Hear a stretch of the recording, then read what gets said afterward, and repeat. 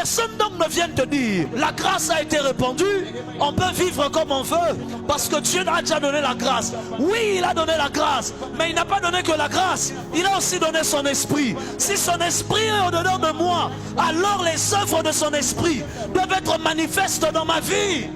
Il ne s'agit pas ici des œuvres pour recevoir le salut, non, mais des œuvres parce qu'on a reçu le salut. Dans l'ancienne alliance, les gens faisaient des œuvres. Ils voulaient faire des bonnes œuvres parce qu'ils voulaient plaire à Dieu. Mais nous, Christ a plu à Dieu pour nous. Il s'est sacrifié pour nous.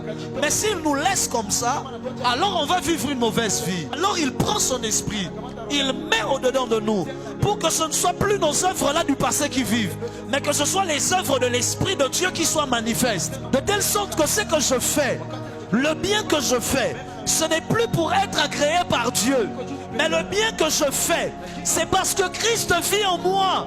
Je ne peux pas vivre autrement. La sainteté dans laquelle je marche, la sainteté dans laquelle je vis, ce n'est pas parce que j'essaye de plaire à Dieu. Non, ça a été fait à la croix. Mais je ne peux pas manifester autre chose à part la sainteté, puisque c'est Jésus qui vit en moi. Parce que ce n'est plus moi qui vis, c'est Christ qui vit en moi. Moi, je suis mort avec lui à la croix. Le pécheur est mort avec lui à la croix.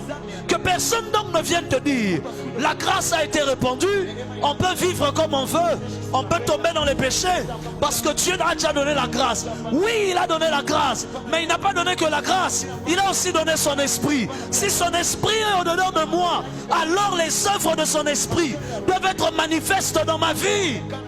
Soit j'ai reçu son esprit, soit je n'ai pas reçu son esprit.